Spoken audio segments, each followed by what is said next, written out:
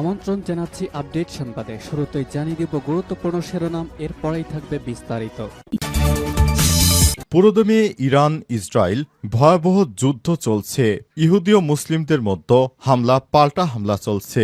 ইন্নালিল্লাহ, তৃতীয় বিশ্বযুদ্ধ শুরু হয়ে গেছে।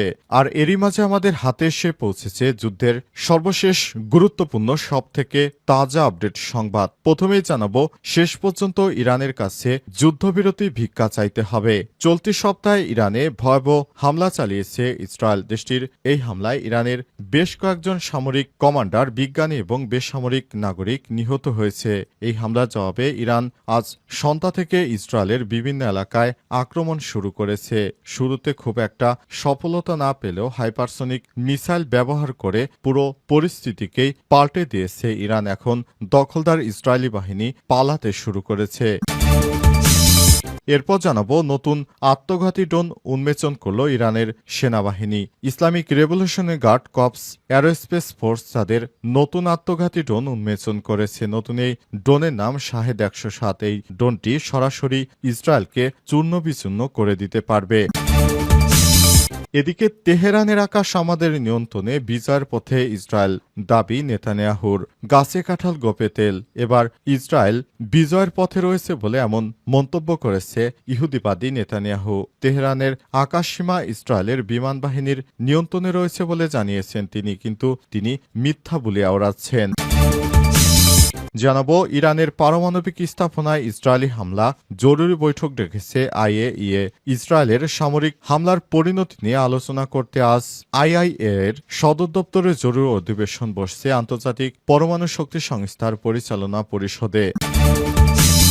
এবং সর্বশেষ জানাবো, জন আকাঙ্ক্ষা বুঝে নির্বাচন দিতে হবে বললেন জামাত নেতা মাসুদ। বাংলাদেশ জামাত ইসলামের কেন্দ্রীয় কর্মপরিষদ সদস্য, ঢাকা মহানগর দক্ষিণের সেক্রেটারি ডক্টর শফিকুল ইসলাম মাসুদ বলেছেন, একক কোনো দলের প্রতি অনুগত না হয়ে জনগণের আকাঙ্ক্ষা বুঝতে হবে। রাষ্ট্রের মৌলিক সংস্কার ও গণহত্যার বিচার নিশ্চিত করতে একটি অবাধ, সুষ্ঠু ও নিরপেক্ষ, বিশ্বাসযোগ্য ও অংশগ্রহণ নির্বাচন দিতে হবে। প্রিয় দর্শক, এতক্ষণ শুনছিলেন সংবাদ শিরোনাম, এবারে বিস্তারিত।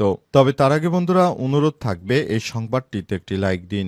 এই চ্যানেলে আপনি নতুন হয়ে থাকলে আমাদের সংবাদটি দেখতে দেখতে চ্যানেলটি সাবস্ক্রাইব করে রাখুন। কমেন্ট করে বন্ধুরা আপনার মূল্যবান মতামত জানিয়ে দিন। আর বন্ধুরা, ইরান ইসরায়েল যুদ্ধে আপনি কোন দেশকে সমর্থন করেন কমেন্ট করে জানিয়ে দিন। এবারে বিস্তারিত সংবাদটি দেখতে দেখতে আপনার সোশ্যাল মিডিয়া ফেসবুকে শেয়ার করে বন্ধুদেরও জানার সুযোগ করে দিন। এবারে বিস্তারিত। শেষ পর্যন্ত ইরানের কাছে যুদ্ধবিরতি ভিক্ষা চাইতে হবে। চলতি সপ্তাহে ইরানে ভয়াবহ হামলা চালিয়েছে ইসরায়েল। দেশটির এই হামলায় ইরানের বেশ কয়েকজন সামরিক কমান্ডার, বিজ্ঞানী এবং বেসামরিক নাগরিক নিহত হন। এই হামলার জবাবে ইরান শুক্রবার সন্ধ্যা থেকে ইসরায়েলের বিভিন্ন এলাকায় আক্রমণ শুরু করেছে। শুরুতে খুব একটা সফলতা না পেলেও হাইপারসনিক মিসাইল ব্যবহারের পর থেকে পুরো পরিস্থিতি পাল্টে গেছে। ইসরায়েলের সুরক্ষিত বিভিন্ন স্থাপনায় একের পর এক ইরানি মিসাইলের আঘাতে দিশেহারা ইসরায়েল। এমন পরিস্থিতিতে শেষ পর্যন্ত ইরানের কাছে যুদ্ধবিরতি ভিক্ষা চাইতে হবে বলে মন্তব্য করেছে এক ইসরায়েলি বিশেষজ্ঞ। মেহের নিউজ এজেন্সির বরাদ্দে পাসটুডে জানিয়েছে, ইসরায়েলি নিরাপত্তা ও সামরিক বিশেষজ্ঞ ইওসি মেলম্যান ইসরায়েলি নেতাদের পরামর্শ দিয়েছেন যে তারা যেন তেহরানের কাছে যুদ্ধবিরতি ভিক্ষা চাওয়ার আগেই উন্মাদনা বন্ধ করে। মেলম্যান বলেছেন, যদি পরিস্থিতি এভাবে চলতে থাকে অবশ্যই ইসরায়েল ইরানের কাছে যুদ্ধবিরতি ভিক্ষা চাইতে বাধ্য হবে। তিনি আর লিখেছেন, এই আনন্দ উচ্ছ্বাস ক্ষণস্থায়ী ছিল। শুক্রবার সকালে আমি নিজেই জিজ্ঞাসা করলাম, যুদ্ধে যাওয়া কি সত্যি প্রয়োজনীয় ছিল, বিশেষ করে ইরানিদের বিরুদ্ধে। ইসরায়েলি এই বিশেষজ্ঞ জোর দিয়ে আরও বলেছেন, শিয়ারা ঐতিহাসিকভাবে কষ্ট সহ্য করতে প্রস্তুত। আমি তাদের ত্যাগ স্বীকারের মানসিকতার বিষয়টি স্মরণ করি, যেমনটি তারা ইরাকের সাথে 8 বছরের যুদ্ধে নজিরবিহীন ত্যাগের প্রমাণ দেখিয়েছে। তাই আমি অনুরোধ করেছি যে হতাহতের সংখ্যা কমিয়ে আনুন এবং মার্কিন যুক্তরাষ্ট্র ডোনাল্ড ট্রাম্পের সাহায্যে চুক্তির মাধ্যমে এই যুদ্ধ উন্মাদনা বন্ধ করুন, অন্যথায় শেষ পর্যন্ত আমাদের যুদ্ধবিরতির জন্য ভিক্ষা চাইতে হবে এবং ইরান তা প্রত্যাখ্যান করবে। এদিকে বিশ্বব্যাপী পারমাণবিক অস্ত্র বিস্তার রোধে গঠিত আন্তর্জাতিক চুক্তি নন প্রলিফারেশন ট্রিটি এনপিটি থেকে সরে যাচ্ছে ইরান। দেশটির পররাষ্ট্র মন্ত্রণালয় জানিয়েছে এনপিটি চুক্তি থেকে বের হয়ে যাওয়ার চিন্তাভাবনা করছে তারা। এক প্রেস ব্রিফিংয়ে তেহরান পররাষ্ট্র মন্ত্রণালয়ের মুখপাত্র ইসমাইল বাঘাই হামানে বলেছেন, সাম্প্রতিক ঘটনাবলীর পরিপ্রেক্ষিতে একটি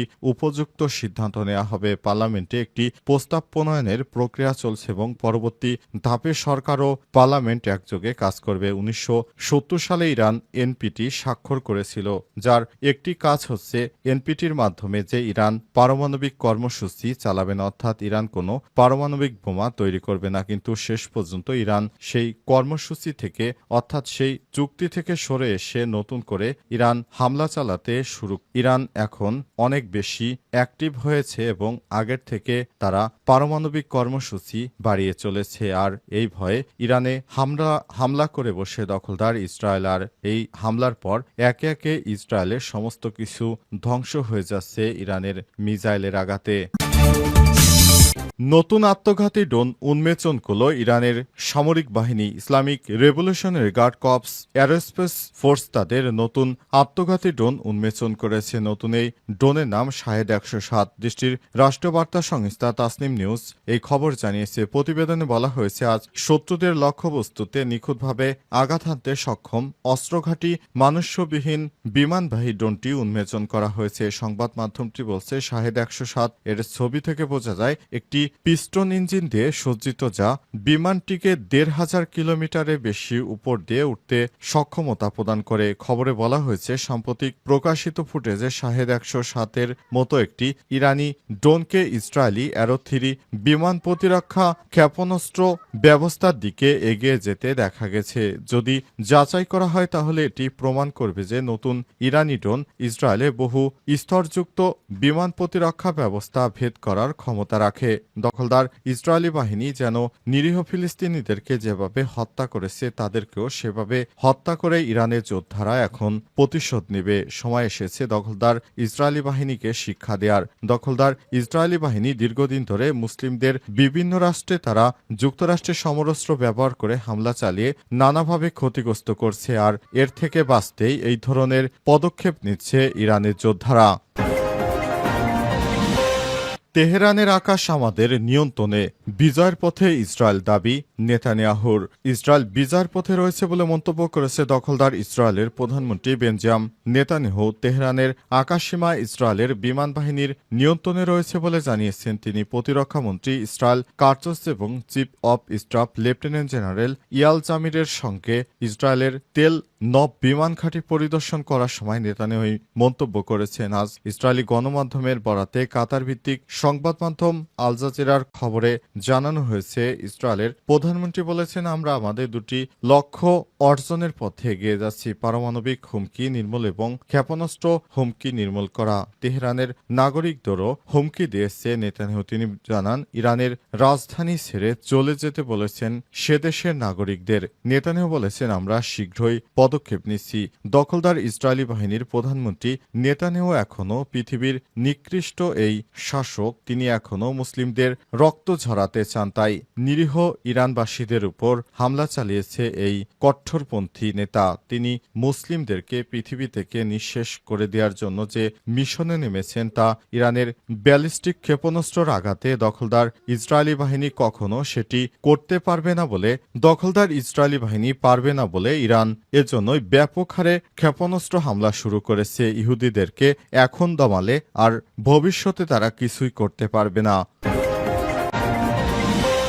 জন আকাঙ্ক্ষা বুঝে নির্বাচন দিতে হবে বললেন জামাত নেতা মাসুদ। বাংলাদেশ জামাত ইসলামের কেন্দ্রীয় কর্মপরিষদ সদস্য ঢাকা মহানগর দক্ষিণের সেক্রেটারি ডক্টর শফিকুল ইসলাম মাসুদ বলেছেন, একক কোনো দলের প্রতি অনুগত না হয়ে জনগণের আকাঙ্ক্ষা বুঝতে হবে। রাষ্ট্রের মৌলিক সংস্কার ও গণহত্যার বিচার নিশ্চিত করে একটি অবাধ, সুষ্ঠু, নিরপেক্ষ, বিশ্বাসযোগ্য নির্বাচন অনুষ্ঠিত করতে হবে।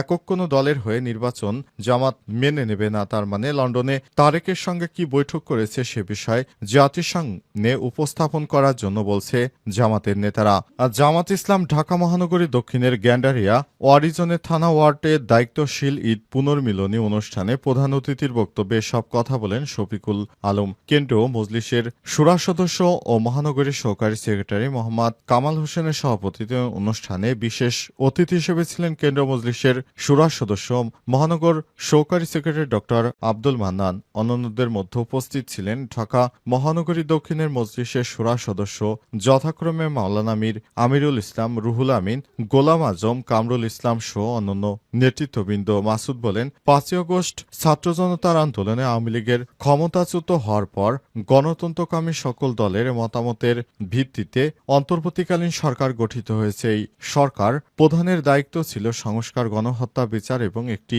বিশ্বাসযোগ্য নির্বাচন জাতিকে উপহার দেয়া। প্রধান উপদেষ্টা ডক্টর মোহাম্মদ ইউনূস সর্বজন শ্রদ্ধেয় এই শ্রদ্ধা আস্থা থেকে জামাত ইসলাম বিশ্বাস করে তিনি জাতির প্রত্যাশা পূরণ করবেন, কিন্তু জাতির প্রত্যাশা পূরণ না করে একটি বিশেষ দলের সঙ্গে তিনি কথা বলে নির্বাচনের তারিখ দিতে পারেন না। কারণ সংস্কার ও নির্বাচন একসঙ্গে হতে পারে না, আগে সংস্কার তারপর নির্বাচন।